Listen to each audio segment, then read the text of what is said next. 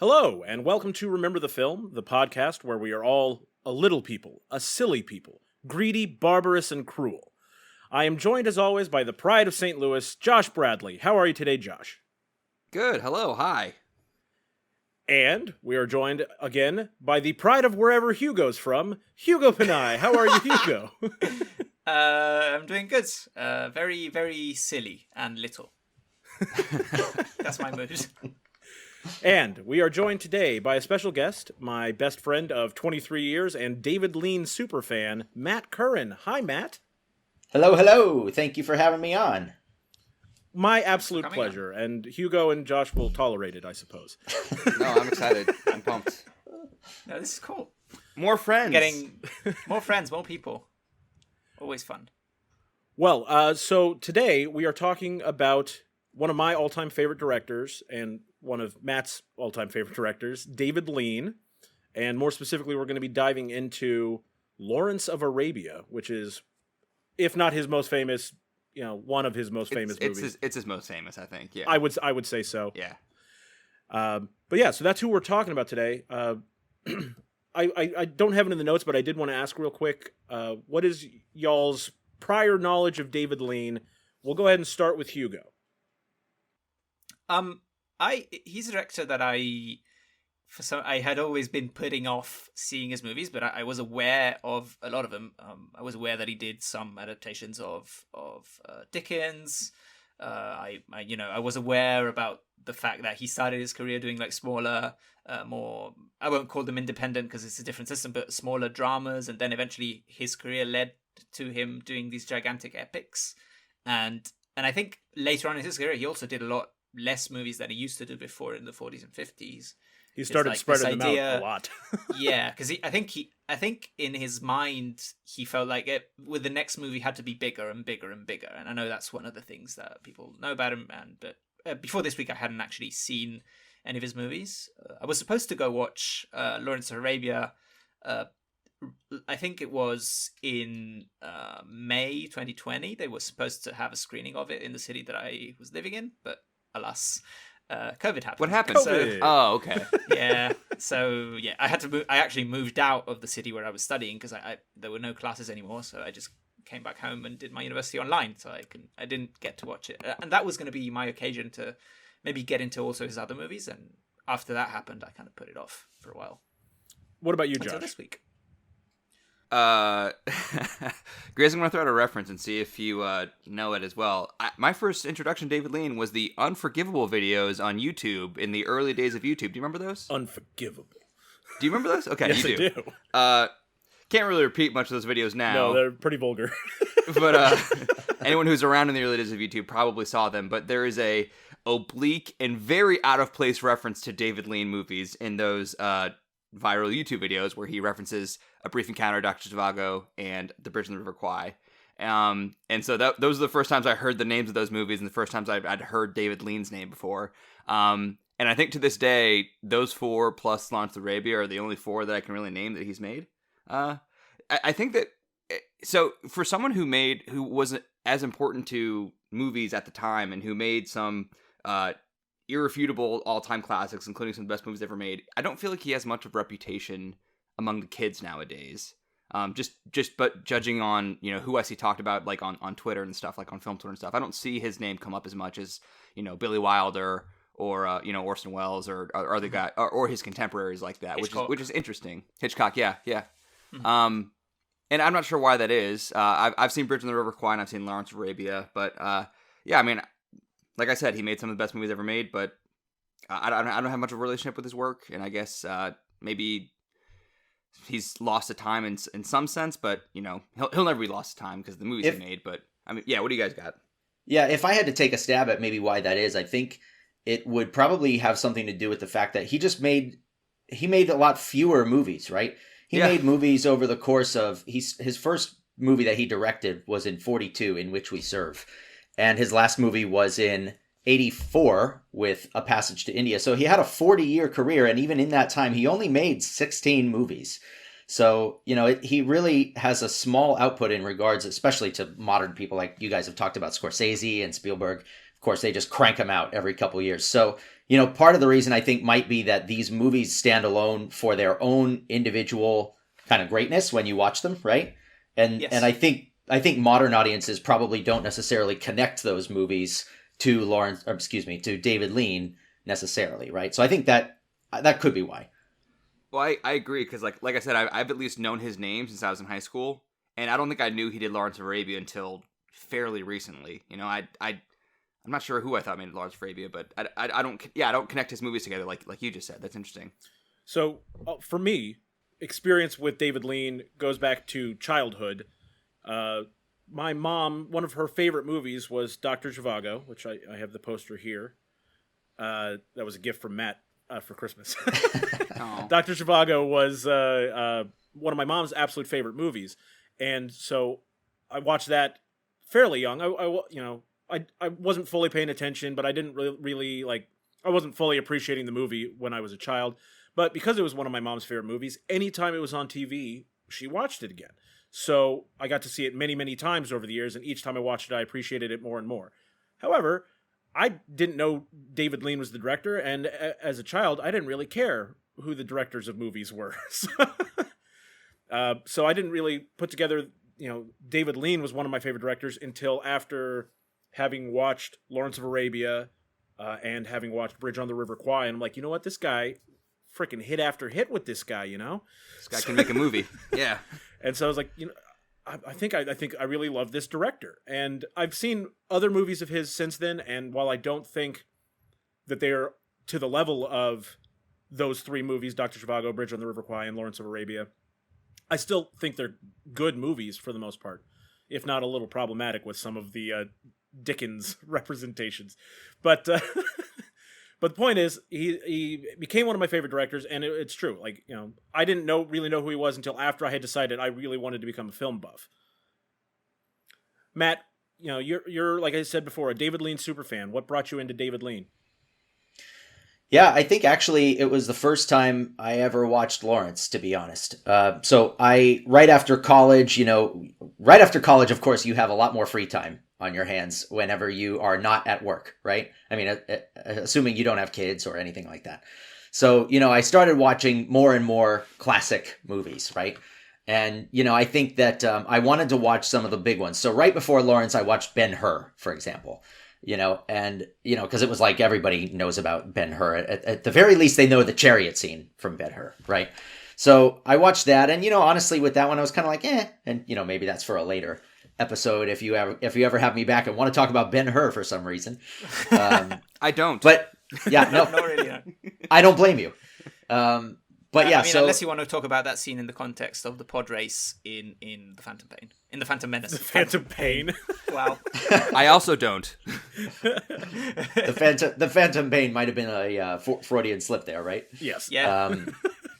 No, but so I think that I started watching Lawrence of Arabia in that context, and honestly, because of the fact that with Ben-Hur, I was like, oh, I don't know. I don't know if I'm going to like this movie. It's kind of an older sword and sandal type epic, and came away from it and was just like, wow, totally blown away by this movie, especially in comparison to what I had watched. So from there, I started watching other David Lean movies, and I was like, man, I love this guy. I love his movies.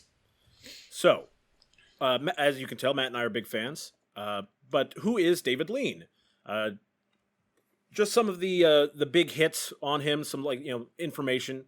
David Lean won Best Director at the Oscars twice and was nominated 7 times, which is tied for 4th all-time for director nominations, behind William Wyler with 12 nominations, Martin Scorsese and William Wyler and at 12, Martin Scorsese and Billy Wilder with 8 each, and then David Lean is tied with 7 with Steven Spielberg, Fred Zinnemann, and Woody Allen. So he's in really good company in terms of directors. Pardon my ignorance, but how the hell did William Wyler get nominated for Best Director 12 times? Not Fewer as many directors people making back movies. I don't know. He made Ben-Hur, right? What else did he make? Anybody know off the top of their head? I know William later Wyler in movies? his career he made Funny Girl, Barbra Streisand's debut film. Okay. Coincidentally, also with Omar Sharif, who is a frequent collaborator of David Lean's. Stand by. I'm going to look up William Wyler movies while you keep talking. Of course. It's actually kind of a thing that in actual older movies, 40s, 50s, and 60s, a lot of the movies that maybe have a relevance in pop culture today weren't necessarily the ones that were nominated for Oscars at the time. It's something that you see a lot. He actually did both. He did Roman Holiday and Wuthering Heights and Best Years of Our Lives. So like both. So he did some good important, enduring movies and Oscar movies at the time. Okay. So pardon my ignorance again. But probably another scenario like we said with David Lean, right, where it's like movies that everybody knows those movies off the top of their head, but they don't necessarily know that it's William Wyler as the director. Yeah, especially compared to like a Hitchcock, who like his name was attached to everything. It's like no one would mistake a non-Hitchcock movie as a Hitchcock movie. So right, he doesn't have that brand, I guess. So, 6 of David Lean's movies were nominated for Best Picture, including his first film, In Which We Serve, Great Expectations, Bridge on the River Kwai, Lawrence of Arabia, Dr. Zhivago, and finally A Passage to India. And Bridge on the River Kwai and Lawrence of Arabia were the 2 that actually won. So it's like we were talking about earlier. It's a little surprising how little David Lean is in the public awareness these days, considering how prolific he was, even just with his few movies. Every movie was getting nominated, for Academy Awards and all the other awards as well. David Lean's movies have won 26 Oscars total, nominated 57 times. So it's just kind of baffling to me how all of us, he was so under the radar for all of us at one point, and then now, like, obviously, Matt and I have watched a ton, and I'm hoping that after you guys have watched Lawrence of Arabia here again and you watch Bridge on the River Kwai, that you'll go back and check out some of his other movies, because they're really just well-made movies across the board, and he's extremely underappreciated. Yeah, and just to add something there, Jeff, I think, it's there are a lot of directors who kind of are considered more like intellectual directors. Stanley Kubrick comes to mind in that instance, right? And I think that, David Lean never really saw himself that way. He saw himself as a good storyteller, right? So his movies aren't necessarily ones which, you're going to come away from it and wonder about the existential, topics of the universe, right? But you are going to come away from his movies and go, wow, like that was an excellent story, great characters, and just so many things that it's making me think about as I walk away. And obviously, we'll talk about this later, but shots that I remember, vividly. Yeah, I think his movies come down to being a spectacle in a lot of ways, and that's what you remember those movies for, rather than, like you said, the philosophical quandaries that are generated by the movies. They're not to say that there aren't some of those in the movies. There definitely are. Yeah. What you got, Hugo? For me, with these 2 movies that I watched this week, Bridge on the River Kwai and Lawrence of Arabia both, I was actually surprised that what I got from them was much more of a sense of even fun and adventure, even though they portray some really dark subject matter. But sometimes there's moments of levity, there's fun, there's excitement, there's spectacle, as you said. And I actually, in my head, they kind of brought me back when I first got into Kurosawa as a director, because I thought, oh, I'm going to watch these Kurosawa movies, but they're going to be very serious, very ponderous, and they're going to be philosophical. And they are, but they're also adventurous, fun movies. Like there's an element, I think you connect David Lean, when you connect the dots throughout history, you connect David Lean more to the Spielbergs of the world than to, I don't know, the Kubricks of the world. They're more fun, exciting movies that I'm much more than I was expecting, for sure. Well, Matt and I wanted to talk about some of the themes that come up in David Lean's movies, and obviously we're going to talk about them in greater depth when we're talking about Lawrence of Arabia here in just a moment. So the first theme we wanted to talk about from David Lean is obsession. Matt, where do you think that this theme comes through in his movies? I think it's many of his characters, and I would say at least one character in basically all of his movies. And when we say obsession, I think what we were trying to say there is basically his characters are obsessive in their determination, right? And even to the point where most of the time they can't ever admit defeat. They don't want to face themselves. They don't want to face that defeat and what that means for who they are, right? So, I mean, we'll talk more about Lawrence, I suppose. But one big example I think that all of us can talk about, because I think both of you all 4 of us have seen Bridge, on the River Kwai is Nicholson, right? I mean, just the prime example of somebody who will not admit that his unit has been defeated, that he is a POW, and continues to follow that letter of the law. I think one example I wanted to draw, or analogy I wanted to draw, and it was actually pointed out by my wife. She said, he's very similar to Javert from Les Mis, right? In the sense that he wants to follow the rules and follow the letter of the law to the T, no matter what, right? Like, doesn't necessarily think of the larger context and what those actions mean. It's just, well, this is what I'm supposed to do. This is what society says I should do. Therefore, I'm doing it, right? Yeah, and it does come up in other movies as well. Like Bridge on the River Kwai is that obvious one. Komarovsky in Dr. Zhivago, very obsessive. Both the main characters of Brief Encounter. That movie's about an extramarital affair, so there's some obsession in that as well. So yeah, that's definitely one of the main themes that he deals with in his movies, and like you said, the unwillingness to admit defeat. Another one we wanted to touch on was the savior complex. That's going to come up huge in Lawrence of Arabia. It's like, it's so in your face in Lawrence of Arabia. But it is just something we wanted to mention that comes up in all of his movies. Dr. Zhivago is a doctor, so he's both literally a savior, but also he is constantly making efforts and decisions in his life that are frequently to his own detriment in the idea of helping bring other people up. Dr. Zhivago is a movie about the rise of communism in Russia. And Dr. Zhivago's character is well off, wealthy, like we said, he's a doctor and all that.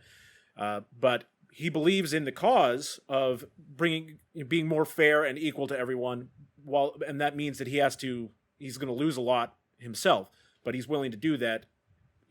It's a very complex story, and obviously I want you guys to watch that one a lot. Yeah, just if I could add about Zhivago, Jeff, I think there's an element of the savior complex comes through in that he almost wants to save Lara, the main love interest, Julie Christie, the blonde-haired, very attractive woman from that movie. He almost wants to save her from her past and the other people that are in her life. Not giving too much away, but basically Komarovsky is very interested in Lara. And so Zhivago almost comes across as wanting to save Lara from, the pursuit of Komarovsky. Yeah. As well. So savior complex. Matt, you wanted to talk about the close-ups? Yeah, and I think that this is something that my wife and I started to notice as we were rewatching these this week, is the way that he films close-ups with characters. And again, it's in those moments where, he's trying to show that these characters are having to face who they truly are, right? They don't want to face that, right? They're afraid of their demons to a certain extent. And so, of course, I guess, we're trying not to give away too much with these movies, right? But at the end of Bridge on the River Kwai, Nicholson has a moment where he's having to face who he is and, what he's all about, what he's done. And I think that they do that by getting really close up in his face, and you see that moment of realization. We can talk about Lawrence later as well. It works really well. It's something I've noticed as well in the way that he switches from these very sweeping, gigantic vistas where the characters are tiny little dots into this magnificent shot. And at the same time, the movie also has these very intimate close-ups when there's either a strong emotional moment or, as you said, a character having to face his own failure or whatever it is. But he does a lot of contrast between, gigantic operatic moments with just music and visuals and these more intimate close-up shots that I think work really well. Yeah, plugging one of his other movies that I don't think it sounds like you guys have seen. There's his final movie, A Passage to India from 1984. One of the main characters is a woman who's grown up in a very kind of upper middle class background in Victorian England. And, she's she's a product of her time in the sense that as far as her sensuality, her sexuality, it's very repressed, right? And there's a moment in that movie where, she's starting to realize she's having these feelings and she wants more of that, but is also afraid of that and afraid to let that show. And so there's a pretty intense close-up when she's in that moment and she can't deal with it, right? And you get that close-up where you're realizing that's what she's going through. Very good movie, by the way. A Passage to India. Highly recommend. So, last two themes that I wanted to touch on real quick: self-destruction and criticism of larger power structures. The reason I'm mentioning these both back to back is because it's something I find so fascinating about David Lean's movies is his ability to tell a story about something very personal, very small, the effect on one person's life, the way they are destroying their own lives, but then also tell a grander scale story about, like we're saying, the impact of these large power structures and how those things intertwine. Obviously we're going to talk about Lawrence, but like Bridge on the River Kwai, you guys saw that. What did you think about self-destruction? Who jumps to mind in that regard? Well, Nicholson. Yeah, I think, yeah. Nicholson, for sure. Well, I don't remember a ton of Bridge on the River Kwai, but I do remember what Nicholson does, like, towards the last moments of the movie, which is kind of a crisis of, like, whose side he's on, basically, or maybe not a crisis of whose side he's on, but, like, you kind of question, like, what are you doing? What's driving you to do this? And, like, where do your allegiances lie? And, like, are you brainwashed? What's going on? Like, I'm not spoiling anything by saying that, but, like, those are questions I was asking. I was watching it. So, I think what the point you're making is, like, how the individual's loyalties, like, affect the overall structure of what's happening. And I certainly see that in Lawrence. Like, what we'll talk about a lot with Lawrence is, like, his identity crisis and, like, what that means on an individual level, but also on, like, a sociological level and that kind of thing. So, I see that in both of those movies pretty clearly. So I'm assuming that's probably a larger theme he does. Well, yeah, and that's what I'm driving at, is that, like, this is a thing in, like, at least 50% of his movies, at a minimum, where the main characters are self-destructive, and sometimes they're self-destructive because they're trying to do something good, and it's causing harm to themselves. That's, like, more of the case with Dr. Zhivago. But then there's also like in Brief Encounter, like, that's an extramarital affair. The whole movie is this isn't a spoiler because it's set up at the very beginning. The woman in the movie is basically narrating the tale of this extramarital affair to her husband, and right. And so, like, she's telling the whole story about how I have blown up our marriage, basically. Very self-destructive. But yeah, so I think it's interesting, the themes that directors bring from one movie to another, especially, like, when we're talking about David Lean, the beginning of his career, as Hugo alluded to earlier, his movies were very personal, very small budget, small cast, on set, that sort of thing. But and then as he became more, as he was given more money to make movies, the scale blew up, but he still brings those themes with him. Matt, did you have anything else you wanted to say on these themes? Yeah, well, with specific regard to what you just said, Jeff, it is a function of the fact that he started working with, at first he was working just within the British film industry at that time, right? He was not working within kind of the larger international Hollywood structure of the 40s and 50s. And so when he did start to work with more international productions, essentially what started happening is the British film industry started to contract. And so he knew that in order to be able to make the movies he wanted to make, he had to go outside of it and had to start seeking Hollywood funding. As he did, he got more money. The production, he then obviously was given more freedom to increase the size of the productions. But there still remained at his core that very, like, small tail filmmaker that always wanted to make those very intimate stories, right? And I think, to your point, he's done a good job over his career. I say that as if he's still alive. He did a great job over his career of keeping that smaller core. And I wonder if that change also allowed him to, because I'm not sure about A Passage in India to India, which I imagine has to do with Britain as well. But both Bridge on the River Kwai and Lawrence of Arabia very critical of the British Army, which I imagine in the late 50s and early 60s isn't something that was maybe as common from a director who is British and who is one of the major British directors of all time. So I found that pretty interesting. I thought, maybe I had preconceived ideas because of when the movies were made, but I thought the point of view was going to be much more pro-British and, I won't say colonialist, but I was dreading some feelings of pro-colonialism in the movies, because the 50s and 60s are also the historical period when Britain was starting to really lose all of its last colonies. So it actually surprised me in that sense. It's a great call out, Hugo, and it is basically what I was going to say with this topic, which is 4 out of 5 of his larger and later epics are extremely critical of the British Empire. Quai, of course, is of the army. Lawrence is, of course, of the army and the government. Ryan's Daughter is critical of the British occupation of Ireland, especially during the period of the Irish Revolution. And A Passage to India, yes, they take on topics of colonialism, the racism, the sexism present in those structures. So, to your point, and yes, you're right, all pretty unique for an Englishman who was born in 1908, and lived through his formative years of his adulthood were during the height of the British Empire in the 30s, right? So, and he's also a sir. I think he does have knighthood. Yes. As well. Mm-hmm. So it's Go ahead, Josh. These are all period pieces too, right? Yeah. Yeah. So he's making a movie about World War II from the perspective of the 50s in the case of Bridge on the River Kwai, and so it's recent. It's a recent period piece, basically.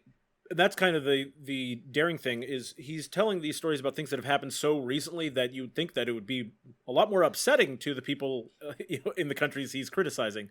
Yeah, and I didn't put together what like Hugo just said is like the time he was making these movies, like the empire was kind of crumbling on a global scale, at least what remained of it. So that is interesting that he was being able to reflect that as it was kind of happening in real time and kind of go back to the recent history and bring that perspective to it. That's really interesting, actually. Well, and it's so cool. He thinks of himself as a storyteller, right? But he is also telling these stories about people and to people who have very recently experienced these things. So like, or at least he was attempting to.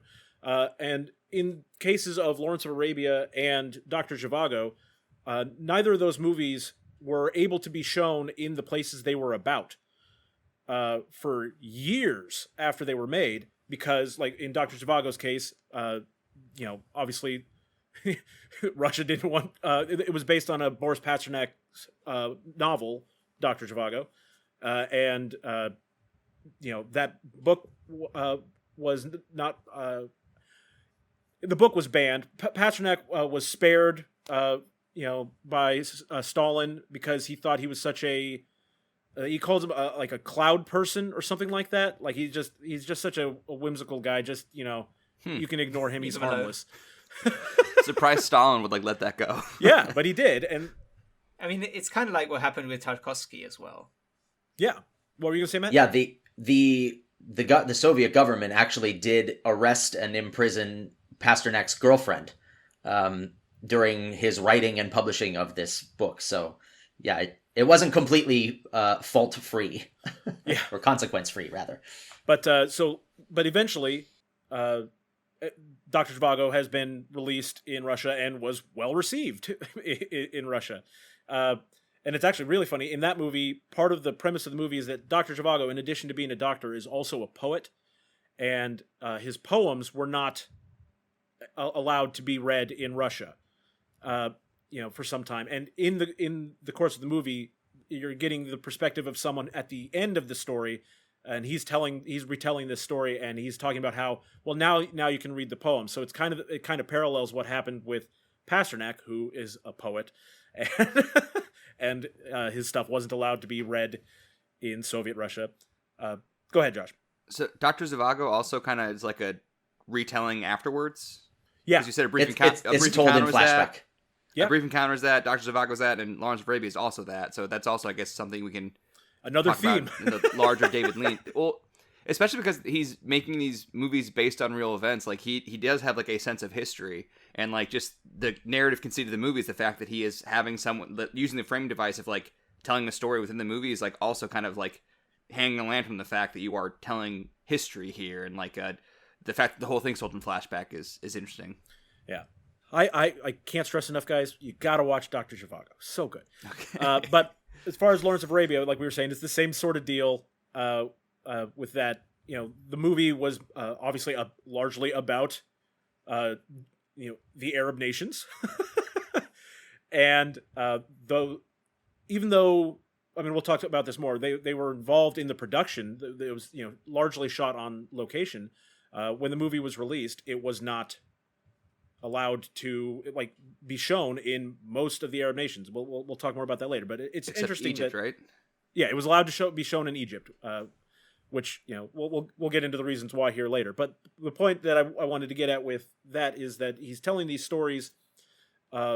It's kind of like he views himself as just a storyteller, but he's telling these bold stories that could potentially get him a lot of flack. And he's like, Yeah, I mean, he's a storyteller, but he is certainly taking a side. Yeah. Like he has a perspective. He's not just a, neutral observer. The other things that I wanted to talk about, and we'll get into the actual stuff for Lawrence of Arabia, just some characteristics I'm kind of going to rattle off, but, all of his movies have, I shouldn't say all, the latter half of his career have epic scores. The music is grandiose and memorable for all of them. So I wanted to mention that. The cinematography, Hugo's already alluded to. We have large, wide shots where the focus is very, very tiny. And you see that not just in, Lawrence of Arabia, a lot in Lawrence of Arabia, but that is another thing that carries, it happens in Dr. Zhivago. Matt, you had another example when we were talking. Every one of his later epic movies the cinematography in Ryan's Daughter, for example, from 1970 is beautiful. I mean, it's one of the most beautiful movies I've ever seen, and it's the Irish countryside and the Irish basically, if you've seen Star Wars: The Last Jedi and you've seen the Temple Island where Luke goes to, that's all Ireland, right? And so it all looks like that. Yeah, there you go. So anyway, yeah, I mean, again, I would say it for every one of his later movies, but that is definitely the case. Okay, so we've talked about the sweeping landscapes, and then the other thing, and like this, David Lean's not the first person to do this, but it is a thing that he uses often and well, and that is obscuring people's faces, whether it be with lighting or with actual like covers. Like he covers their face with dirt or covers their face with fabric, or he loves to do shots where all you get is the eyes, and brilliantly he casts people with very striking eyes for these movies. Yeah, Peter O'Toole, man. Matt, you wanted to talk about scene transitions. Yeah, it's one of the things that David Lean is probably most known or most remembered for. Josh, for the podcast listeners who don't see the video, Josh just did an imitation of the match cut in Lawrence, which of course is probably one of the most famous scene transitions in all of film history. Among them, for sure. Yeah. But I think one big thing that, or two major things come to mind with scene transitions with David Lean. Number one is he's very good about direct cuts that often overlay sound. So it's really his use of sound that is the most notable about his scene transitions. For example, he'll have instances where it's two scenes that are coming together, and he'll use the same sound for sound effects that are happening on both shots. So, for example, in Bridge on the River, Dr. Zhivago, there is a scene where the doctor has, one of the doctors that's with Zhivago has a tool, I don't remember what it is. It's some kind of tool that they use in their, brass tool that they use in their profession. And he throws it down onto a metal table and it goes clink. And when it does that, it cuts to another scene where you're seeing the two railway cars decoupling from each other. And when they do that, it goes clink, right? So he's using the clink from the brass tool to be the same sound effect, and it's really just a great way to tie those two scenes together. So auditory continuity, I love that. Yep. So he does that a lot, and then another big one is 3-part cuts, right? So a great example of this is in Bridge on the River Kwai. The doctor Clipton, he says something about are they both going mad? He says, or am I going mad? Or is it the sun? And he looks up at the sun, and Lean cuts to a shot of just the sun. That's it. And all of a sudden, William Holden, from a totally different scene, from hundreds of miles away, comes walking into frame and covers up the sun, right? So it's awesome stuff like that where they bridge two scenes together with a visual that applies to both scenes. So yeah, we could keep talking for hours about this, Jeff, but I'm sure we don't want to spend the whole time talking about scene transitions. Probably not. But the last thing I wanted to talk about was just David Lean's legacy. We touched on this earlier, that it's surprising how little we actually think about his legacy in films, considering that he's so prolific.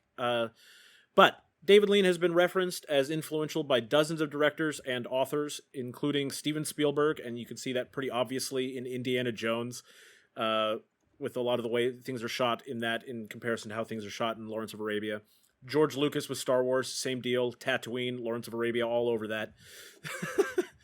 Stanley Kubrick said that David Lean was very influential, and then I thought Hugo would like to know Frank Herbert, the author of Dune, referenced David Lean as extremely influential. My letterboxd review for Lawrence of Arabia was, they finally made a good Dune adaptation, because it's ridiculously similar the way the story is set up.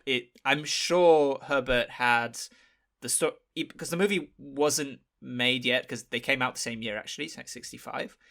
But I'm sure Herbert had T.E. Lawrence in mind when he was writing Dune to some extent. So Matt, you had a quote, or maybe I don't know if you have it written down, but you had told me there was a quote from Spielberg about David Lean's influence. Yes, I do have one, and I also have one from Martin Scorsese. Steven Spielberg quotes. You can find a bajillion videos all over YouTube of interviews that Spielberg has given talking about the influence of David Lean and his movies on his own filmmaking. For example, at one point he said, "When I first met Lean, for me, it was like meeting my guru," right? Because it was one of the most influential things in his career. So there's an interesting quote, though, from Scorsese from 2012. So for those who don't know, Martin Scorsese and Steven Spielberg were actually very influential and played a big role in the restoration of Lawrence of Arabia in 1989. The movie had gone through a lot of cuts over the years because, some people didn't like how long it was. So they were chopping it to bits. They weren't necessarily taking great care of the film. And so it had just been mangled over the years. So in 1989, they embarked on a pretty big restoration project, and they restored it to its original length. And a lot of that process was actually overseen by Steven Spielberg and Scorsese both. They really have contributed a lot to the legacy of his films. The Scorsese quote I have is pretty long, but basically he's just, talking about how he really admires the film Lawrence of Arabia, especially because of the fact, like we said earlier, that it does cover very large, it has a large scale, it has large topics, large structures that it's talking about, but also you see the core of this, personal story about Lawrence himself. So I won't read it. It's way too long to read, but it is super interesting. The reason I wanted to bring it up is just because we talk about, we don't know much about David Lean. We don't talk about him directly, but the directors we love David Lean. And so that's his legacy. We see the through line from David Lean to Steven Spielberg to all the directors who've been inspired by Steven Spielberg. What do you got, Josh? I don't know if we've said it yet, but I think Spielberg said that Lawrence of Arabia is his favorite movie and what inspired him to become a filmmaker. Have we said that yet? We hadn't said that, no. But yeah. Yeah, I don't know about this. I didn't know that Spielberg would talk about David Lean specifically, but I mentioned him before because I felt it. If you've seen the Indiana Jones movies as many times as I have, which is probably too many, there are many instances during Lawrence of Arabia where I said, they redid this exact same shot. The final shot of the third movie, Last Crusade, is essentially one of the beautiful shots with the sunset in Lawrence of Arabia. It's horses and here it's camels, but it's basically the same shot. And in the early part of the movie, where he hasn't met the Arabs yet, and after the well scene, he's alone in the desert, there's a lot of sweeping vistas where you only see these rocky mountains, and there's the score playing. Raiders of the Lost Ark has several different moments of those that are exactly the same. It's exactly the same style of filmmaking, and I can definitely see where the inspiration came from. Yeah, and there are some more obvious ones like that, like Spielberg and George Lucas, Stanley Kubrick, Sergio Leone. Yeah. Like those guys very clearly are leaning on Lean, for lack of a better phrase. But also on his Wikipedia page, there are more modern directors that you may not associate with these that also cite David Lean, like John Woo and Joe Wright and Christopher Nolan, which that kind of makes sense, I guess. But so everybody from the classics like Spielberg and George Lucas to Nolan and Joe Wright are all citing him as an influence. Yeah, so it gives me comfort as a David Lean fan to know that even if the general public forgets David Lean's name entirely, the people who are making films won't. And I think that's pretty special. On a lighter note, we also wanted to talk about the parody influences. You would be surprised just how often you've seen David Lean being spoofed, probably. But like Spaceballs spoofed Bridge on the River Kwai pretty obviously. And Lawrence. And Lawrence as well. Very heavily, yep. And then, of course, countless animated shows like Family Guy, American Dad, and The Simpsons. There's a great clip that Matt showed me from The Simpsons where Homer is walking in the desert and he's making up a song to the score of Lawrence of Arabia. And it's really, really funny. Go ahead, Josh. I love the Family Guy bit where like the bit is they're showing Lawrence of Arabia in its original aspect ratio on TV. And Stu and Brian are watching it. And it's just like this little tiny strip.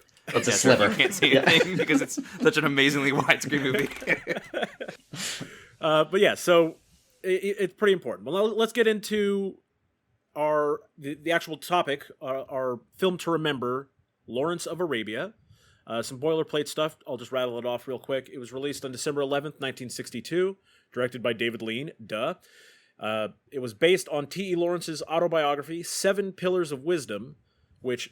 This is what I thought was funny about this was T.E. Lawrence's brother, A.W. Lawrence, sold the rights for this book for 25,000 British pounds, which, is not nothing. But with inflation, yeah, would have been quite a but sum. but not a ridiculous. It's like $100,000 basically.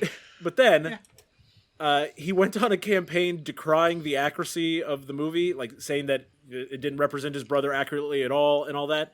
And maybe I'm reading too much into it, but I think it's because this movie went on to be a huge success. Should have gotten points in the back end, AW. Yeah, I told Jeff about this the other day, but basically, there was a point made by the people who served with T.E. Lawrence in Arabia, and they said, well, A.W. didn't serve with this guy here, right? Like, it may not reflect the T.E. Lawrence that his brother knew in little suburban England, but it absolutely reflected the T.E. Lawrence that we all knew and served with here in Arabia. So it's interesting, the dichotomy there, that he would think that, well, he was my brother, so I know everything about him. Well, maybe not. Maybe not. Yeah, another thing I read about the movie was that even though there are some historical inaccuracies, as there are in every biopic or movie based on real life, it apparently really does capture the essence of the person. And the person T.E. Lawrence as he was in that period of his life. So, I mean, I think at that it does a really good job. And, I don't know what the motive behind the brother getting mad at the movie was, but maybe... I don't know. Like I said, right. I'm hypothesizing there. I think he's grumpy that the movie made so much money because I think it might be the budget of the movie was $15 million, which was absolutely huge. Adjusted for inflation, that's a $132 million budget. So, like, we're talking a Marvel movie here. A small Marvel movie. Without CGI though, right? Yeah, without you're not paying for the CGI. Yeah. But the movie went on to gross $45,306,425 in the US and Canada, and worldwide it made $69,995,047. Thanks for giving the exact figures. Roughly adjusted for inflation, $610 million. And wow, yeah. And AW got 25,000 pounds for the story. Very nice. The movie was nominated for 10 Oscars. It won 7 for Best Picture, Best Director, Best Cinematography, Art Direction and Set Decoration, Best Sound, Best Film Editing, Best Score, and then the ones that it was nominated for but didn't win, Best Actor for Peter O'Toole, Best Actor in a Supporting Role for Omar Sharif, and Best Writing Screenplay based on material from another medium. By the way, maybe one of the worst Oscar snubs of all time, Peter O'Toole not winning Best Actor for this movie. Matt wanted to talk about this. Don't tell me that you're into I was about to say Peter Finch. Don't tell me you're into Gregory Peck's portrayal of Atticus Finch. Because Atticus Finch is absolutely a massively important character to culture in general, but that performance by Gregory Peck, pretty flat. I don't know. I just pulled up the Oscars and I'm looking at the Best Actor category. It's a stat category of Gregory Peck, Burt Lancaster, Jack Lemmon, and Marcello Marcello Hugo Mastroianni. Thank you. Icon Icon of Fellini. Yeah. That's just a tough category, man. That's five bangers, but I don't know. I think Gregory Peck is among the more iconic performances of the 20th century. So tough. But is that because of the performance, or is that because of the character? What's the difference? I think his performance elevated the character, and the character also probably elevated the performance a little bit. True, but I also think about the context in which it came out, right? Like that we're talking 62, the height of the civil rights movement, and especially for that book, it had just come out. And was just a rip roaring success right when it came out, right? So I feel like they were probably capturing the zeitgeist at the time much more so than T. Lawrence was. Yeah, it's definitely a movie and performance that was more relevant to the exact moment where it came out than this movie was, maybe, especially in the US. I mean, I know it's not everything in terms of winning an Oscar, but I do agree with Matt that the range that Peter O'Toole has to do with Lawrence is much more significant than the range that Gregory Peck had to do as Atticus Finch. And I know that's, like I said, that's not everything for an Oscar, but I kind of agree with Matt, at least based between those two performances. I mean, to your point, Gregory Peck isn't actually in To Kill a Mockingbird very much. He's maybe even a supporting actor in that, to be honest, compared to T.E. Lawrence, who's in nearly every frame of a 4-hour movie. The last thing on the boilerplate stuff, just wanted to go through all the lists that indicate why this movie is great and important and you should watch it. AFI Top 100, it is number 7 on the 2007 list. On Sight and Sound Directors Poll, number 4. IMDb Top 250, it's 102. Letterboxd 250, 117, which would parallel our idea that the general public isn't watching these movies as much as they should. Criminally low. And then the British Film Institute, Top 100 British Films of All Time. Number 3, David Lean has 7 films on the list and 4 of the top 11 on that list. So, as far as British directors go, David Lean's doing okay. 4 of the top 11, you said? Yeah. Jeez. I mean, that's for British films. So, take that for what it is. It's one country, but still. What are you saying? A lot of great British films. I'm just saying, it's still impressive. Still pretty impressive. Yeah. So we're not going to go like point by point through the plot of this movie. Because it's 4 hours long. So we're definitely not doing that. But just as interesting as the actual content of the movie, to me, is the production and some of the stuff surrounding the production of the movie. It was shot on location in Jordan for basically 6 months. And then Sam Spiegel was concerned that they were going wildly over budget, which not a huge surprise. And they were behind schedule. So the production was pulled out of Jordan and went to Spain for a few more months. And then they realized they still needed to shoot more deserts. So they went to Morocco, which I guess is cheaper than Jordan. I don't know.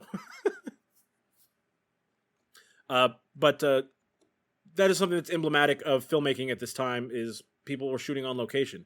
And that is something I think is missing from modern movies. They will frequently do things on set that I think, well, if you had... I mean, it would cost a lot more, obviously, but if this was done... Not necessarily. Here's another thing, especially in big, high, like big budget movies, a lot of the time shooting on location is just more inconvenient. But it would not necessarily cost more, because like CGI is extremely expensive, especially at the level of fidelity that it's achieving right now.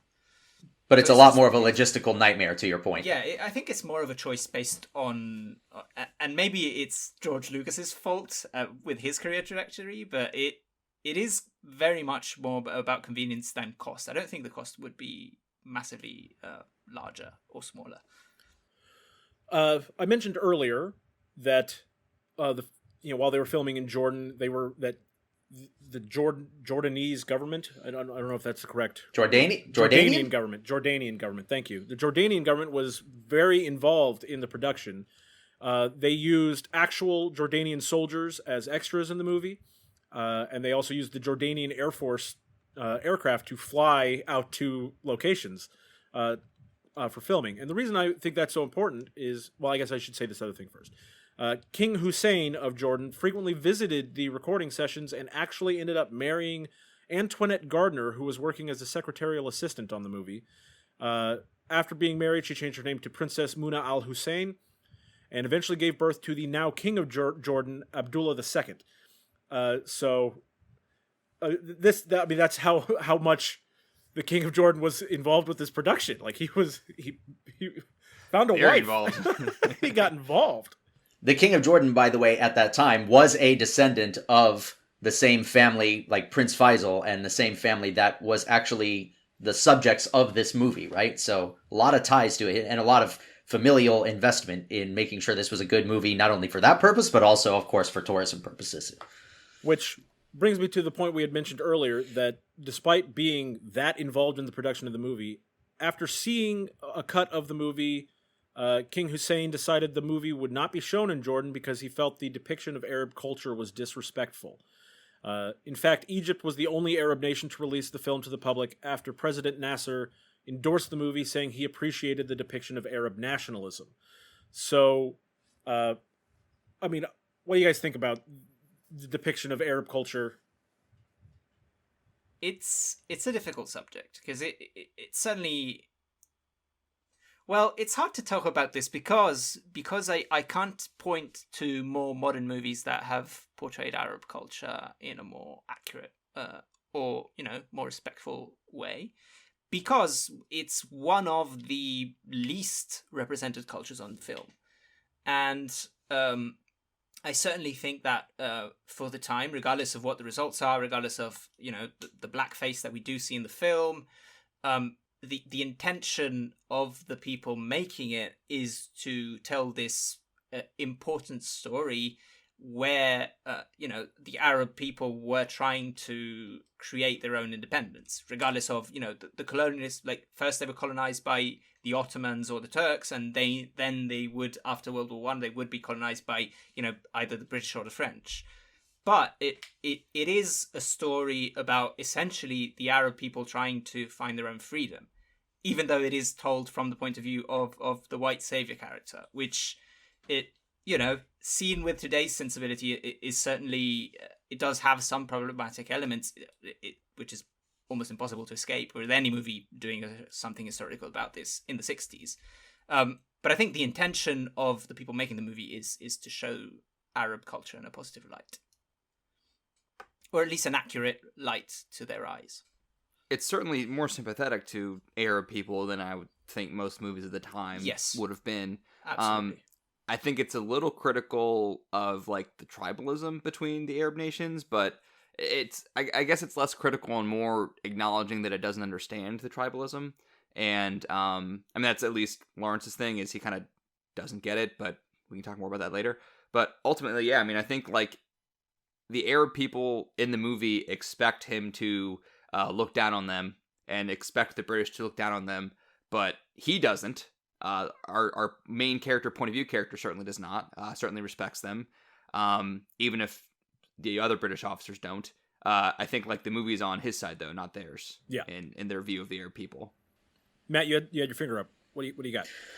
Yeah, I was just going to say, I think that for this movie is a good example of it, and even some of Lean's other films, there are problematic portrayals, especially like from kind of the more modern sensibilities of things. They never come across to me though as like purposely exploitative of stereotypes, right? They come across to me more of just as a function of this is how stories were told in the 50s and 60s about other cultures, right? And like, for example, it doesn't come across the same way that I was about to say Mickey Rooney. Is that right? Yeah, Mickey Rooney's character in Breakfast at Tiffany's come across, right? It's nothing close to that. Yeah, it's not meant to, they're not using stereotype for comedy. Yeah. Or caricature, like Josh just said, yeah. It comes across more as, look, they just made a choice that, hey, we're going to have a white person play Prince Faisal, right? Well, and not a great choice, but it is the choice they went with. That's the thing, that's, my biggest issue is, like, I don't know why that decision was made. I mean, I know that, obviously, David Lean and Alec Guinness worked together on a bunch of movies, basically all of David Lean's movies. Not quite all of them, but a lot. And so I don't know how much of it was that he just wanted to have Alec Guinness in this important role in the movie, and how much of it was just that, was like trying to make a decision, like, I don't know. to their credit, they said that people people who were interacting with Alec Guinness on set would actually confuse who had known King Faisal would be like, wow, they really did nail the appearance of him. But to what's the purpose of that? I want to know why they didn't just cast an Arab actor in the role. I just think that's Faisal. What happens in 1960s when you're making a movie.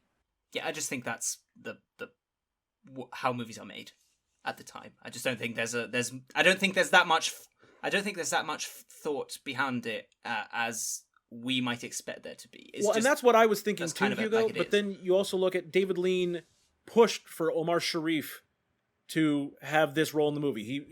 Yeah. I was going to say, like, how many Arab actors do they have available to them, but they kind of undercut that point by having Omar Sharif. Yeah, exactly. So who they purposely sought out because they wanted an Arab actor for that role, right? And even later in Lean's career, for A Passage to India, people were telling him, "Oh, just use some random actor for the main character," and the main character is an Indian, and he said, "No, I have an Indian actor in mind that I really want to use him," and it was his first, international film that he kind of got exposure to. So now, obviously, not saying that oh, look at David Lean, didn't he do such a great job of furthering these people's careers? No. I guess all I'm trying to say is I think to what Hugo said, it comes across to me as just something where it's like, well, we just don't see it as a big deal if we just have whoever play whoever. Yeah. I mean, in the pantheon of brownface and blackface performances, these are among the more respectful ones. Like I said, it's not caricature, and you can go back and find a lot uglier versions of this. You sure can. Even in David Lean's own movies, to be honest, because the Oliver Twist one is pretty egregious. I want to mention real quick that I think part of the reason this was allowed in Egypt is because Omar Sharif was a big star in Egypt, his home country. So yeah, they said the depiction of Arabs was good, but also Omar Sharif was in it, so they're going to show the movie in Egypt. Yeah, but also politically, just I know I'm going into a politics corner, but Nasser, the leader of Egypt, was trying to open Egypt up to the West in both culturally and politically and economically. So I think he was more open than other Arab leaders to Western culture coming into his country. That's Hugo's Politics Corner. Hugo's Politics Corner. We should make that a permanent segment. Put a banner up and everything. So, another just fun fact from the production, they were shot in a desert, duh.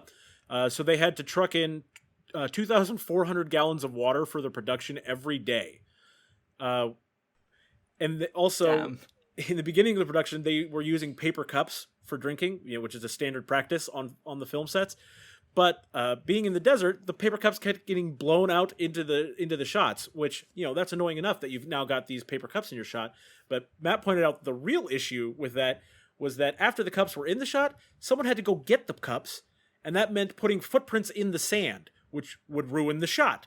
So they ended up having to buy ceramic mugs for everybody to drink out of for the entire production. So we'll just get rid of the cups in post. It'll be fine. Edit the cups out in post, just like in Game of Thrones. But the last thing from the production Matt wanted to mention was the cameras and film used. And I'm just going to let Matt go on that. Yeah. So with the cameras and the film, so obviously they're in the middle of the Arabian deserts, right? So pretty hot. And so as that was happening, so basically whenever they first started filming, they were realizing that it was so hot that it was actually warping the film as they were shooting it. So they would shoot it and literally within minutes it would start to warp. So they said, well, obviously we can't have that. So in order to prevent that, they did two things. Number one, they wrapped the cameras in wet cloth, like wet towels basically, and they would just be constantly changing these wet towels out. And then, so that was to keep the camera cool. But then with the film, they actually would have to have refrigerated trucks there, just sitting there ready to collect the film, because they would take it out of the camera, bring it right to the truck, right? So it's just the crazy things that you don't have to worry about in a studio, that when you're on location in the middle of the desert, you got to make these other accommodations. And I think, according to Ebert, this was one of the last movies that was shot actually on 70mm film, as opposed to most movies at the time, you'd shoot on 35mm and they would blow it up to 70mm print. This is actually shot on 70mm, which I guess is rare. Yeah, David Lean was very adamant about that. And even in his continuing movies after Lawrence, he wanted to do that. Zhivago is a notable example where the producer made him shoot on 35 millimeter and then blow it up later. So yeah, great point. Okay, so let's get into just some general discussion about the movie. What did you guys think? I obviously Matt and I are very high on it, so I'll go ahead and start with we'll start with Hugo. I thought it was great. It's a magnificent achievement in film, and I really wish I saw this in a theater. I'm kind of a little upset that I didn't get to go last year, because I feel like it would have been such an incredible experience. Because I have seen some of these classic, very long movies in theaters. I managed to track them down. Like, I don't know, Apocalypse Now, for example, is a movie that I managed to see. And the impression that movie left me with was stronger, I think, because of that in many ways. I think I still appreciated the beauty and the gigantic scope of, especially of the shots in the film. And I love how it's not afraid of its runtime. I really like how, yes, now we're going to linger on this wide shot for a minute and nothing's going to happen. You're just going to see these tiny dots that are camels down there. I think it adds to kind of the sense of immersion that you have in the film in this world, in this part of the world that, you know, I think most people who've seen this maybe have never been to and can hardly imagine outside of just images that you see. I do think, though, the scope and the grandeur was what impressed me the most. While the personal story, I think, because the movie is so long, it's not as easy, especially seeing it at home, to keep your attention for the whole runtime. And you kind of, sometimes I was like, oh, maybe this conversation, I'm not as interested in this bit as I was 15 minutes ago when they were just walking through a desert. And I do think the quiet moments in the film are my favorite. But again, this is one of those movies that seeing it the first time is kind of overwhelming, at least story-wise, in terms of, the character interactions and all that stuff. But I think seeing it again, this movie will get better and better every time, because once you know the scope and you know what to expect in terms of the larger narrative of the film, I think you can concentrate on characters a bit more. And I think each time you watch it, you'll be able to appreciate, you can focus on the characters the next time. Yes. Or you can focus on the imagery. Like, once you've internalized the story and the characters and all that, you can start to appreciate the actual imagery and the shots even more. And the cuts. Oh, and the cuts, yeah. Which, I've seen this movie a few times now, and I like hearing Matt talk about the cuts. I'm like, yeah, that is really cool. It's another thing that I haven't fully appreciated yet. That was for sure something that I did notice, though, because there's one in particular that I remember, which is when they first meet the leader of the other group of Arabs, when they've first crossed the desert. Anthony and Quinn. He said, you're going to fight in, and he says the location of a place, and it instantly jump cuts to this camp, and there's thousands of people on screen and tents, and I thought that was really impressed me. And there's several moments of this throughout. And there's in that scene, there's a big drum hit when that happens too, right? Like in the music. He says, "Dine with me in Wadi Rum." Boom! Yes. And you're all of a sudden you have the wide shot, like you said. Yeah, it's fantastic, and the sound design and the music are just magnificent. It's hard to overstate how great that score is, because you hear it throughout the movie with different, sometimes it's a little faster, sometimes it's a little smaller with instrument that don't make it feel as grandiose, sometimes it's the full booming orchestra, but you hear it throughout the movie several different times, and it always works. It always adds a different effect.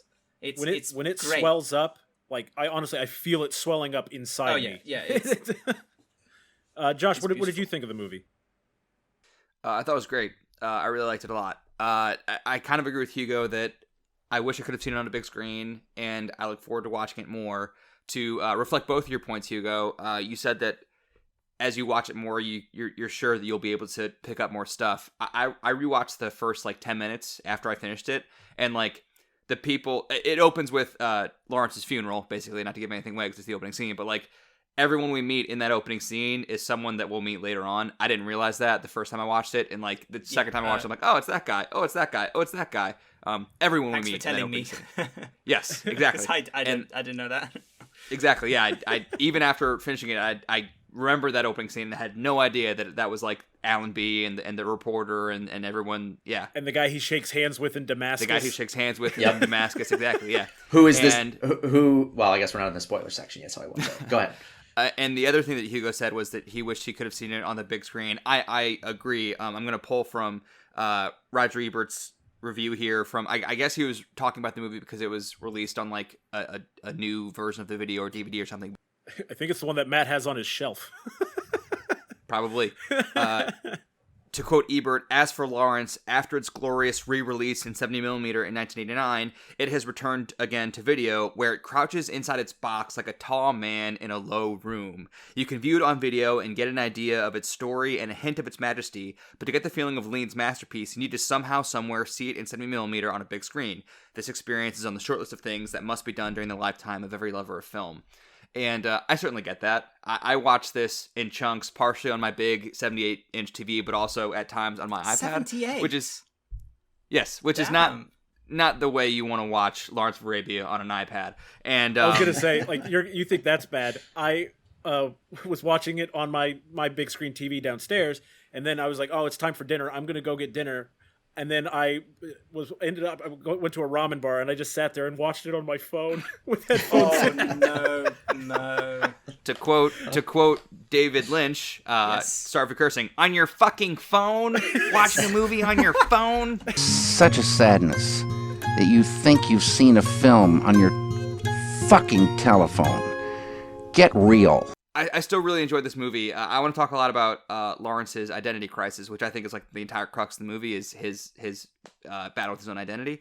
But it's something that like I really enjoyed watching it at home, but it's something that I know I would like more on the big screen. The comparison I can think of is 2001: Space Odyssey, which is one of my favorite movies, and I saw it, I don't know, half dozen times before I actually saw it in a theater. And seeing it in a theater, even though I'd already seen it half dozen times, like elevated a movie that was already one of my favorite movies. And like I kind of couldn't believe how much more I liked it on a big screen. I think this would be a similar experience because it's similarly visually grandiose. So I'll briefly say, this is, not, I don't want to say it's a perfect movie for me, because it's not, but it is one of my favorite movies. It's fantastic start to finish. We've talked about the score and all that, and I know Matt does think this is basically a perfect movie, right? Pretty damn near close, yeah. So we don't need to bore you with our reasons. We like all of it. So I did want to touch on one more thing here. Oh yeah, here it is. What did you guys? We talked about David Lean. What do you know? What did you know about David Lean before watching this movie? I wanted to ask, what did you guys know about T.E. Lawrence before seeing this movie? Because for me, the answer was nothing. I knew nothing about T.E. Lawrence before watching this movie. Nothing as well for me. Yeah, I think nothing except for the fact that he might have been gay. I think those are the two things I know about him.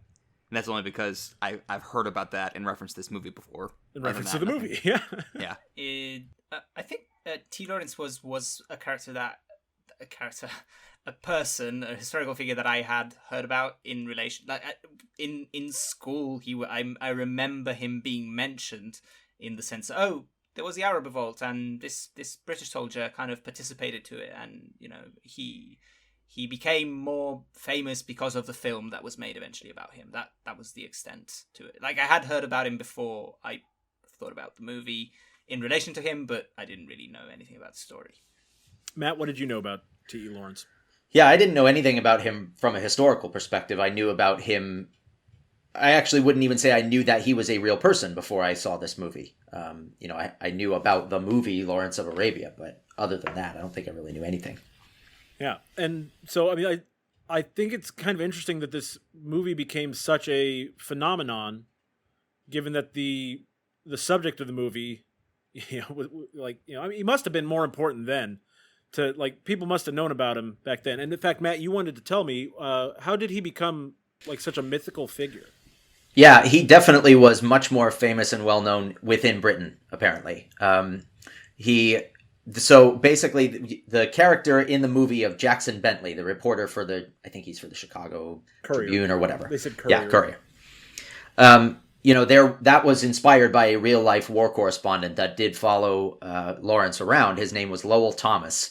And so basically after the war, after World War I, Thomas did a traveling lecture series where he was going around and showing his photographs of the war, his stories and his experiences there. And Lawrence was a huge part of that. I mean, he basically focused his entire travelogue series on Lawrence.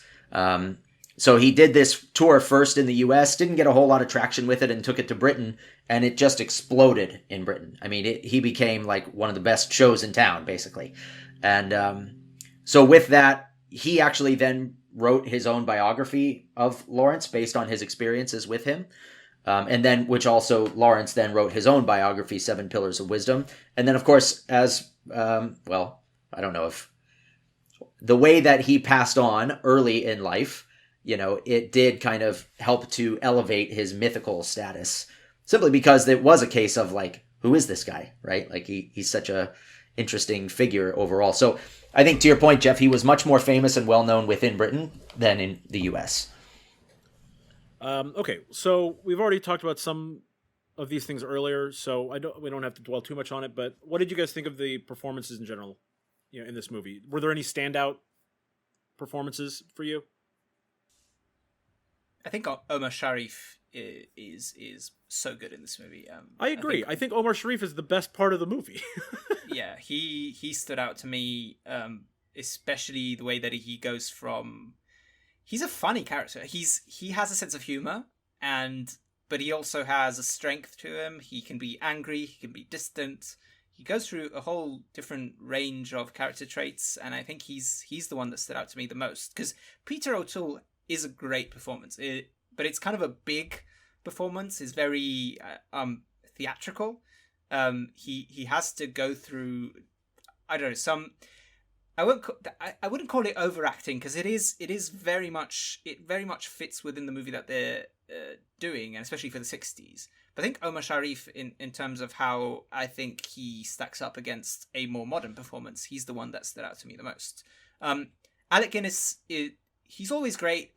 It was fun. It was kind of funny for me, to be honest, sometimes, because I was like, oh, Obi-Wan, what are you doing with this blackface? But I didn't think he was bad. I didn't think he stood out in a negative sense. It's just like my attachment to Star Wars and that character kind of made it. There was this meta element to it that was kind of distracting sometimes. And also, I really like the portrayal of the British generals and the British officers are every bit as posh and really annoying and dismissive of everything that isn't the interest of the British Army. Yeah. They definitely have an air of superiority. They are very arrogant. I really like that part of the movie. As I said before, I was surprised by how critical of British military action both this and British Iroquois are. So I really like those portrayals, as they do feel a little bit like caricatures, which is interesting because the Arabs in the movie don't feel like caricatures, even though they're doing blackface, and we talked about that, but they are portrayed in a way that is at least intended for me to be accurate. Well, whereas the British soldiers and the British officers are very much kind of cheerio, jolly good show, good sir. They're very, very caricatural of British people. Especially in Bridge of the Iroquois, they say at one point, he says, "Oh, jolly good, cheerio, jolly good show," and they say it in it's this extremely high, Queen's English accent that it doesn't really exist anymore. No one speaks like that anymore. But the way it is in the movie, it makes it funny. But it also, I think it does a really good job at showing their arrogance and their disdain for kind of everybody else. I really liked that portrayal. Yeah, the one possible exception to the British officer caricature that I would say is Anthony Quayle's portrayal of Brighton, Colonel Brighton. That's the one who basically goes with him physically in the desert with him for most of the movie. And I think, for most of the movie, what you said absolutely applies to him.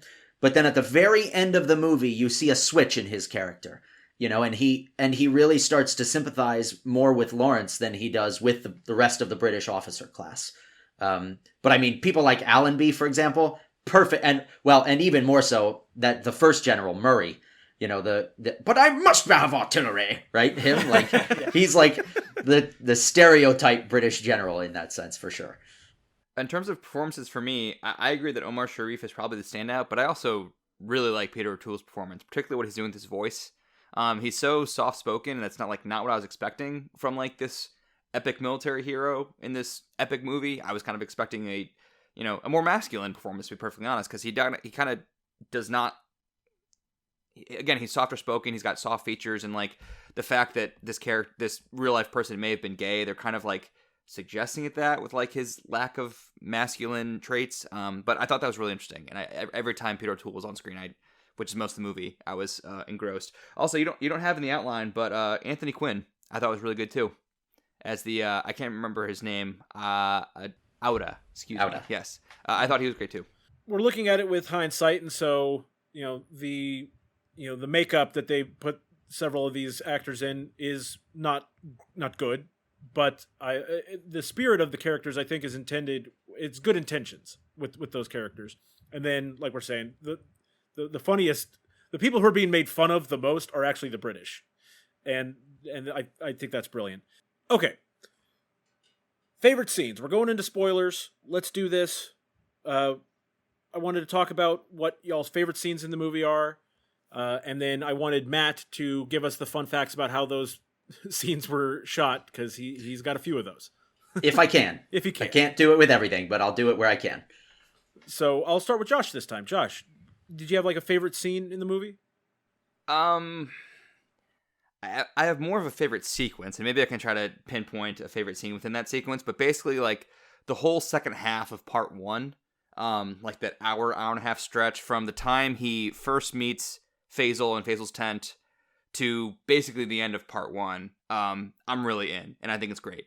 I kind of mentioned earlier that I think like the crux of the movie is Lawrence's identity crisis, and we get all of that here, because when he first goes into Faisal's tent, or before he's about to go into Faisal's tent, I guess it's Brighton who's with him. Is that the character? Brighton, yes. He tells him, like, don't say anything, just get in, make your report, and then leave.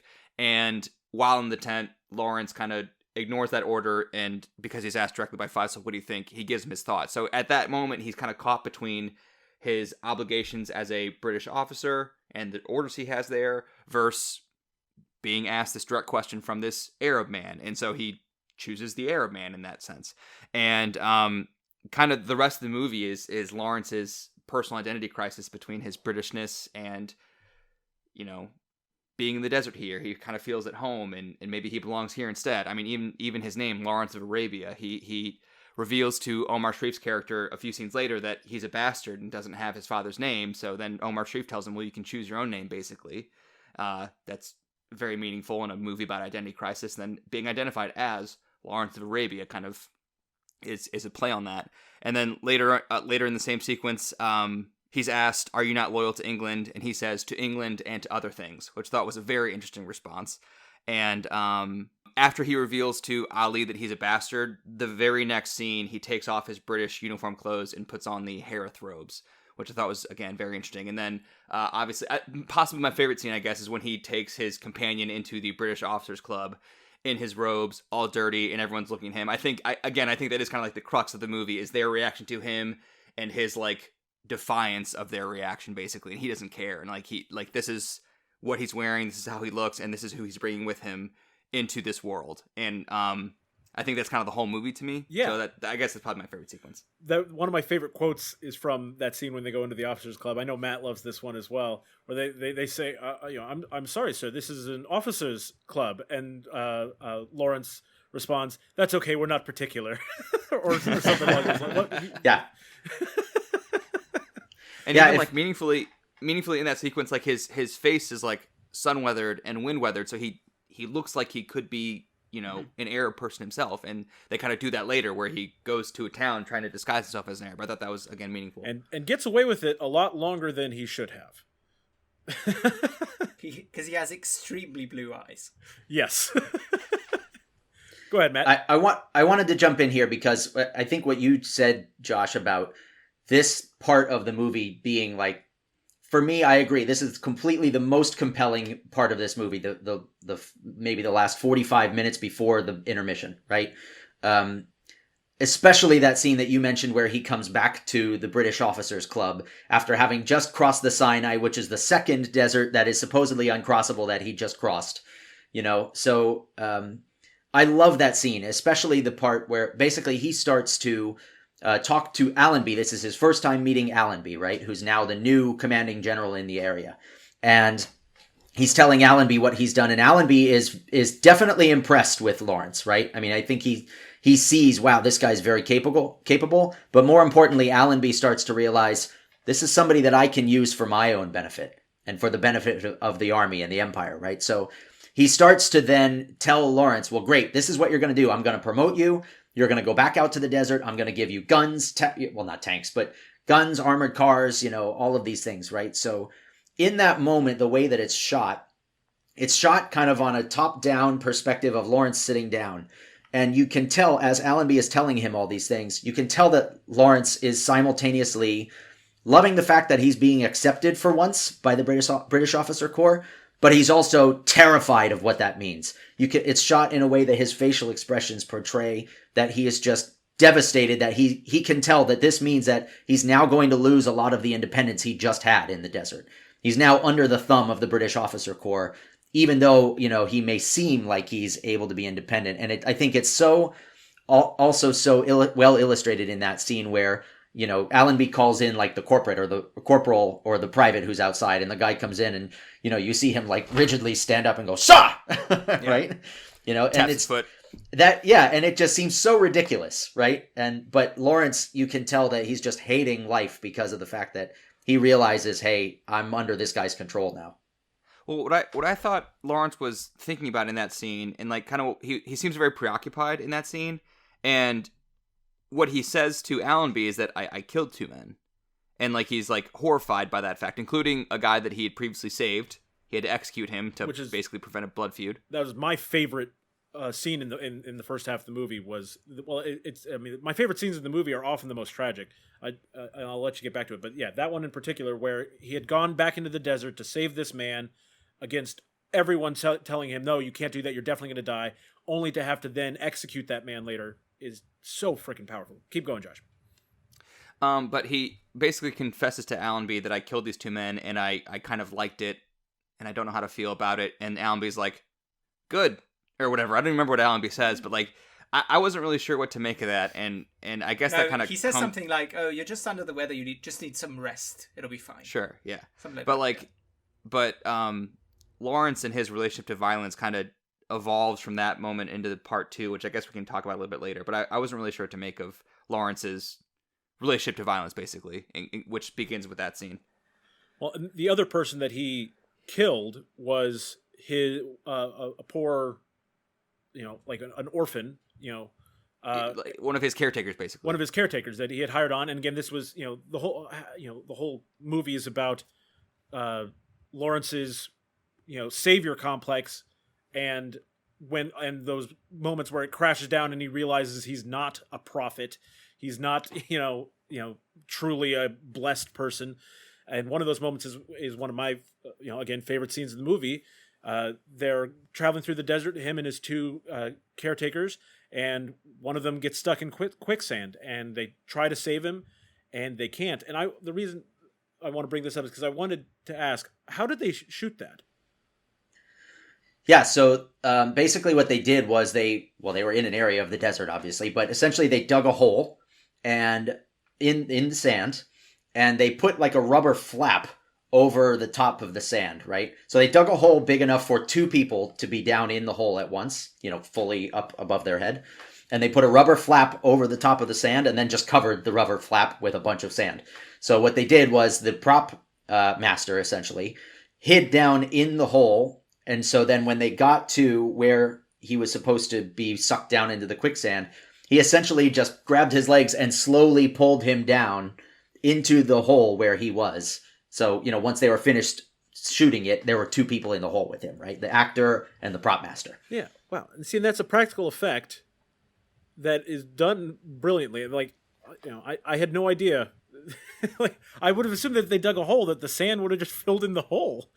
Like, Well, it's because they had the rubber flap there that stopped all the sand. I mean, I'm sure a lot of it came in, but Hugo, what are your thoughts? For me, in terms of favorite scenes, I think the journey that the character goes through, from being this kind of unassuming, cheerful British guy who's kind of there, but he doesn't really seem to be all that concerned with the war when he's initially sent off into this journey. He's kind of in a good spirit. Oh, cool! I'm just gonna get to go on this fun journey through the desert. It might be fun. Yeah, it might be fun. Might be fun. He seems just kind of almost uninterested and not that concerned. And he has definitely a distaste of violence and bloodshed throughout the whole movie. And by the end, he's kind of become this figure that he's taking on more power and more influence than I think he initially wants. But he also kind of likes it, and he also starts thinking of himself in that way. And I think in this sense, my favorite scenes are the contrast between before he meets the Arabs. So particularly the scene at the well is one of my favorite scenes of the movie. Both scene, cinematically, I think it's the most beautiful scene in the movie, where they just stand there, and they just stand there at opposite side of the shot, and then in the distance you just see this speck of black, and the camera just holds there, and this guy slowly comes close to them, and he's in between them, and then he shoots the other guy, and he's still just standing there and waiting for him, and that's where we meet. That was such a shocking moment. Yeah, I was like, just whoa. And I think the contrast there and the comedy of it is like Lawrence is kind of horrified. Oh, you just killed my friend, my guide, who I was making friends with, and Sheriff Ali is just kind of unassumingly saying, "Oh, he's from another tribe. He's not allowed to drink in my well." And Lawrence is like, "I also drank from your well, but you are welcome." And he's just kind of cheerful, but he's also just killed a man, so it sets up that character perfectly. But the attitude that Lawrence has there is then, for me, contrasted with the several scenes, and I think that is the second part of the movie where he's kind of losing a lot of his battles, or at least he's losing a lot of the following that he has, because it's becoming harder and harder to gain ground, as he had at the beginning, when the Arabs are galvanized and they get Abaka, I think it's called. Aqaba, sorry. And he has several dialogue scenes with Sheriff Ali, where Sheriff Ali kind of questions Lawrence, why are you doing this? That we should, at this point, we don't have enough following to do this. You're kind of becoming this megalomaniac who thinks he can do anything. And that scene in the cave, he's like, who will follow me to do this crazy thing that is basically impossible? And he's kind of, at that point, he's turned into that person who's convinced that he himself is able to do anything. He's believing in the hype. Yeah, and he changes back to, like, he kind of regains his head a little bit after he loses one of the, what's his name? One of the two young, Dowd is the one who dies? Yes. When he loses Dowd to the quicksand, he kind of, that grounds him back to reality, even though he does go back and fight again, but I think his attitude is a little different at that point.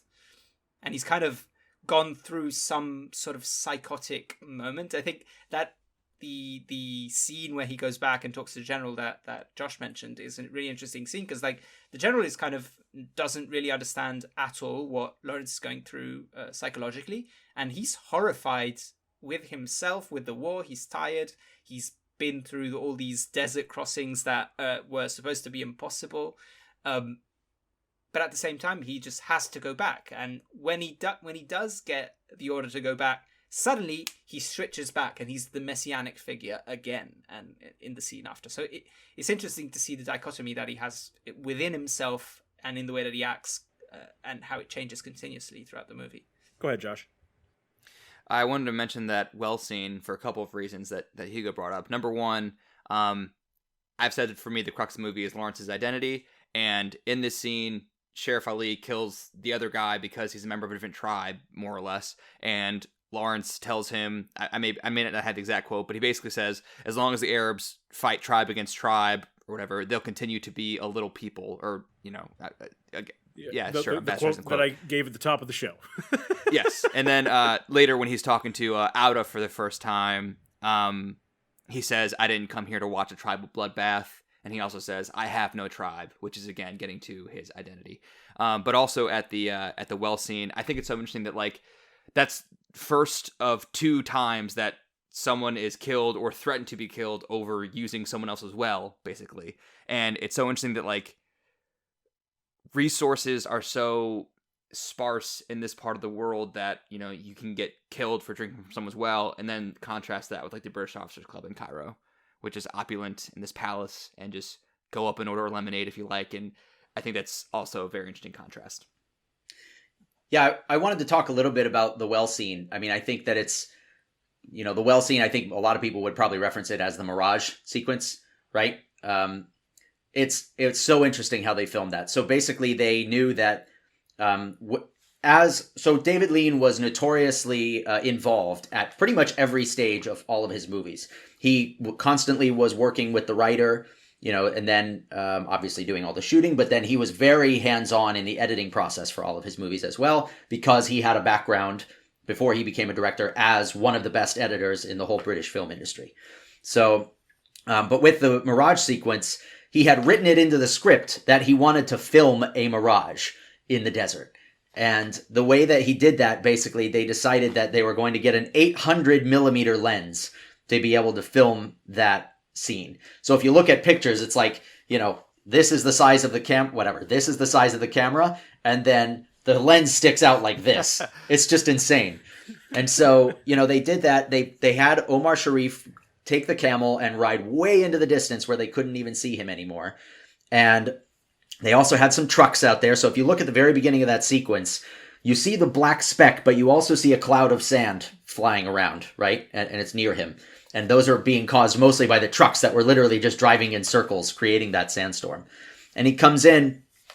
They had actually painted a white strip out on the sand out to where he is, so that it draws your eye out to wherever that is, right? So I love that shot. I love that sequence. And it's funny, in interviews, David Lean has even said, like, you know, during the editing process of the movie, I had even wanted to make the filming and how long we stay on that Mirage almost twice as long.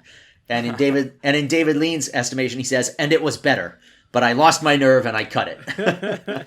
That's a good segue into the Roger Ebert quote that I mentioned earlier that I wanted to say, which is that just about the conception of Lawrence of Arabia as a whole.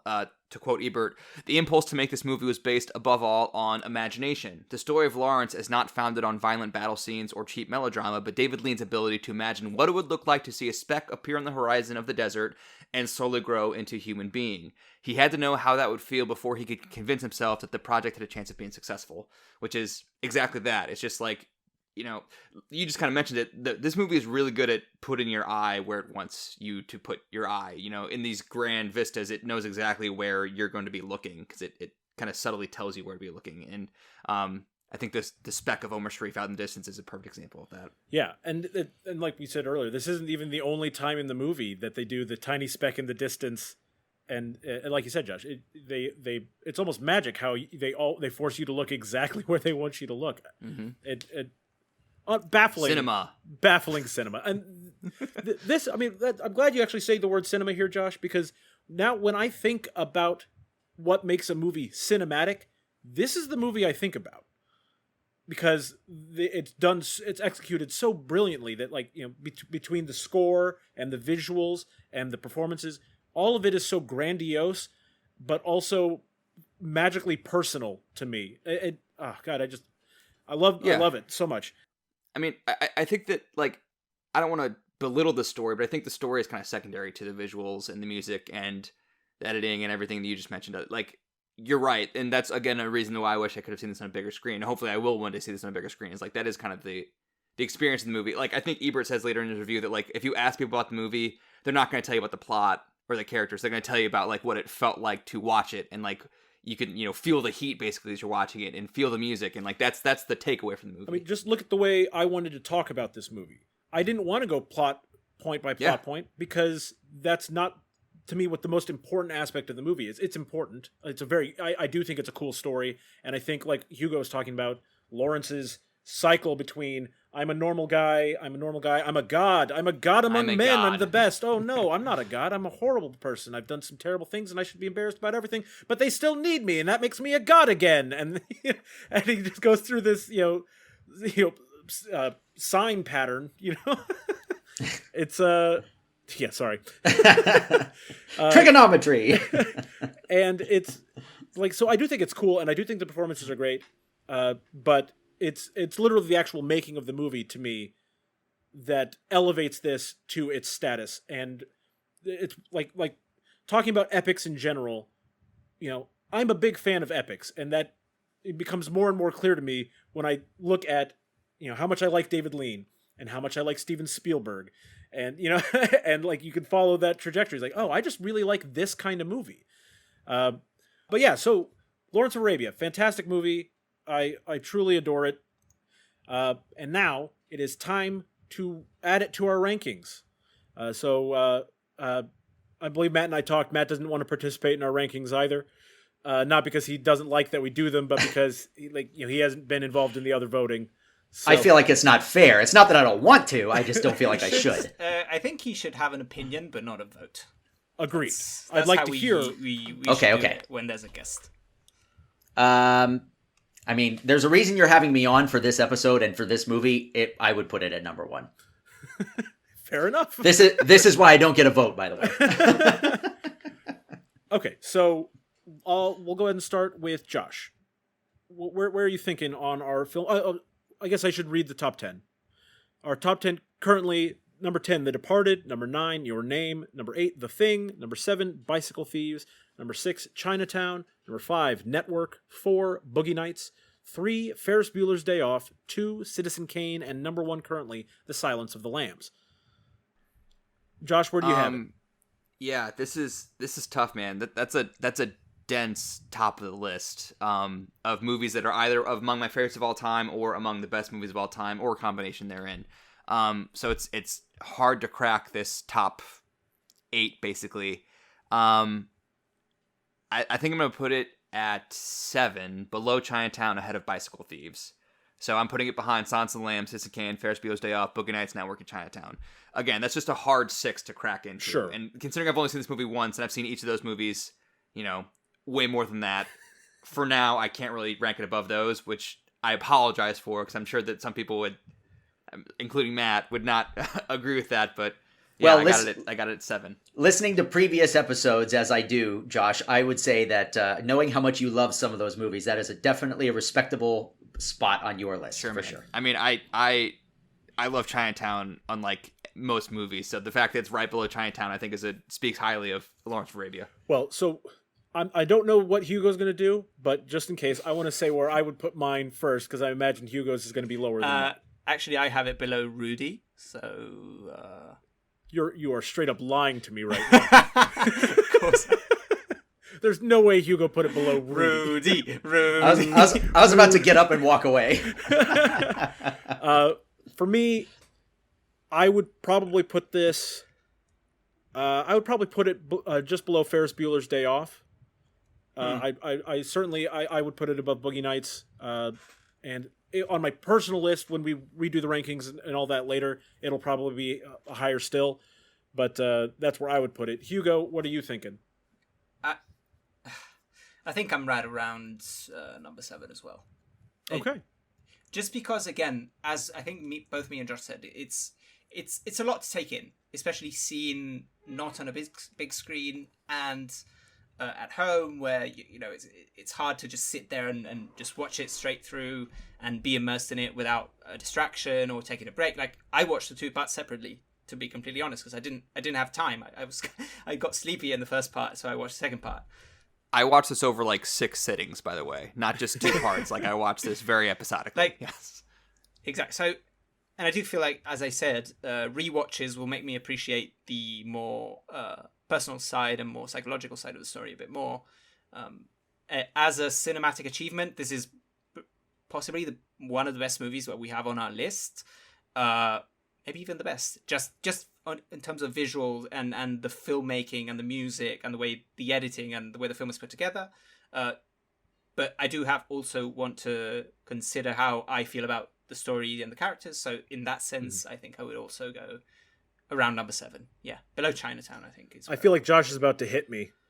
I'm not gonna hit you. I'm just gonna say that I too like I'm tempted to put this around where you're putting it, like below Ferris Bueller, which the difference is Boogie Nights Network and Chinatown. Those are the movies separating where I currently have it and where Grizz has it. But like I can envision a world where I watch this a few more times and it climbs to about that ranking. It passes Chinatown Network and Boogie Nights, but like I can't rank it based on what I think I'll eventually think of the movie. I can only rank it based on what I think of it right now. And after one viewing, it's impossible for this to be ahead of Network Chinatown or Boogie Nights after one viewing, considering how many times I've seen those movies. So I thought you were going apologize. I thought you were going to criticize me for not having it above like Ferris Bueller's, like No, because I'm talking about how this is the movie I think of when I think of cinema. No. And I mean it is, but like Ferris Bueller's a lot more fun. Put respect on Ferris Bueller's name. I mean, we do. It's like number 3. It is. Yeah. Actually, scratch that. I'm just looking at the list. This kind of did have more of an impression upon a first watch than Chinatown did. I'm sorry, Josh. Just go to hell. That's fine. Yeah, I'll put it below Network and above Chinatown. Okay, well, so then that's where it's going to fall for now. Number 6 or number 10 is now Your Name. Number 9, The Thing.